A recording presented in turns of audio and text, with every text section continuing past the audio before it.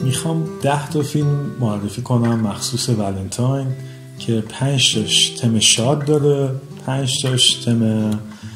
تراژیک و غم انگیز. حالا شما بر اساس وضعیتی که توش الان هستین میتونید انتخاب کنین که کدومی که از این فیلم ها رو ببینید.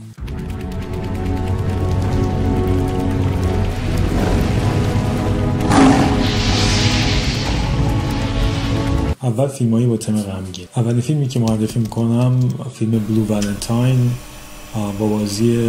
رایان گازلینگ و میشل ویلیامز هست که داستان یه زوجی رو میگه که در طول زمان به رابطه اینو پرداخت نمیشه که دارن سعی میکنن رابطهشون رو دوباره زنده کنن، در این حالی که دارن حالا دخترشون رو بزرگ میکنن. ما این رابطه رو میبینیم و خب این از اون فیلماییه که با توجه به اسمش که بلو ولنتاین، حالا ولنتاین غم انگیز، مشخصه که تم شادی نداره. فیلم بعدی که معرفی میکنم فیلم 500 Days of Summer، 500 روز با سامر هست که داستان تام رو میگه با بازی جوزف گوردون لویت که فکر میکنه دختر رویاهاش همون سامر رو ملاقات کرده و دوست داره تا آخر عمرش رو با اون بگذرونه، اما این دختر اصلا اعتقادی به رابطه و دوست پسر و عشق و اینا نداره. فیلم بسیار خوش‌ساخت و خلاقانه ای است و حتما بهتون پیشنهاد میکنم این فیلمو ببینید. فیلم بعدی که معرفی میکنم توی فیلم‌های ولنتاین با تم غمگین فیلم لا لا لند هست که با اینکه یک فیلم عاشقانه موزیکال هست و من خودم فیلم‌های موزیکال رو دوست ندارم چون منطقی نیست اصلا وقتی دو نفر دارن با هم حرف میزنن آهنگ بخونن، اما این فیلم اون قسمت موزیکالش خیلی مینیمال هست و داستانی که روایت میکنه داستان واقعا درگیر کننده، داستان عشق بین شخصیت رایان گازلینگ و اما استون و دیمین چزل کارگردان این فیلم هست که علاقه که به موسیقی داره رو اینجا گنجونده و یه داستان عاطفی خیلی زیبا و درگیر کننده رو تعریف کرده. حتما پیشنهاد میکنم اینو ببینید. فیلم بعدی که معرفی میکنم فیلم چهارم فیلم The Fault in Our Stars هست که راجع به یک دختر پسری که هر دوتا مبتلا به بیماری سرطان هستن و توی یکی از این گروه‌های حمایتگر با هم دیگه آشنا میشن و حالا رابطه اینجا شکل میگیره که این دو نفر رو به هم خیلی نزدیک میکنن و حالا این دو نفر با توجه به شرایطی که دارن چالش‌هایی برای خودشون و رابطه‌شون پیش میاد که داستان ناراحت کننده در این حال بسیار زیبایی رو ما شاهدش میتونیم باشیم. و فیلم پنجم از این 5 فیلم پست لایوز هست که پارسال فیلمش اکران شده و راجع به یک دختر پسریه که تو کودکی عاشق هم بودن، هم دیگه دوست داشتن و تو بزرگسالی توی شرایط دیگه‌ای با هم دیگه روبرو میشن و این فیلم میاد داستان این دو نفر رو از این منظر روایت میکنه که اگه این دو نفر مسیرشون تو کودکی از هم جدا نمیشد چه اتفاقی واسه شون میافتاد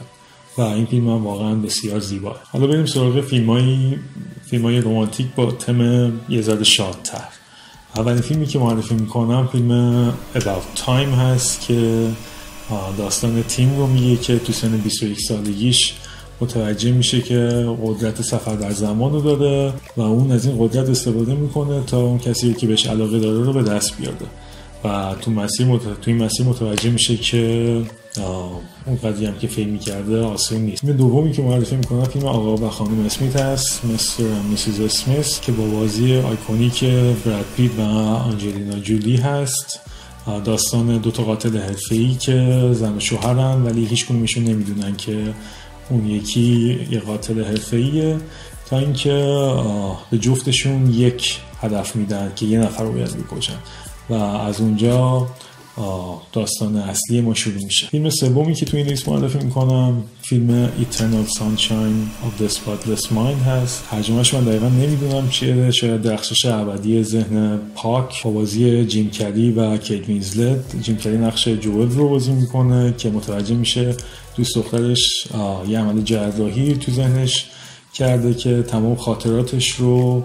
با این فرد پاک کرده. جیم کری وقتی اینو متوجه میشه خیلی ناراحت میشه و تصمیم میگیره اونم این عمل جراحی رو انجام بده و در حین این عمل جراحی وقتی خاطرات مرور میشن واسش متوجه میشه که هنوز عاشق دوست دخترشه و خب داستان اصلی ما از اینجا شروع میشه که یه داستان بسیار زیبا و درگیر کننده‌ای رو برای مخاطب به مقام میاره و این فیلم رو حتما پیشنهاد میکنم ببینید. فیلم چهارمی که معرفی میکنم فیلم The Big Sick هست که به معنی مریضی بزرگ، که داستان یک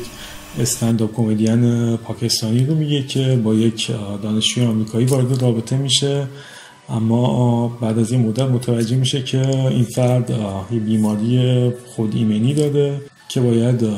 مغزش به طور پزشکی وارد کما بشه، وگرنه ممکنه این فرد، این دختر بمیره.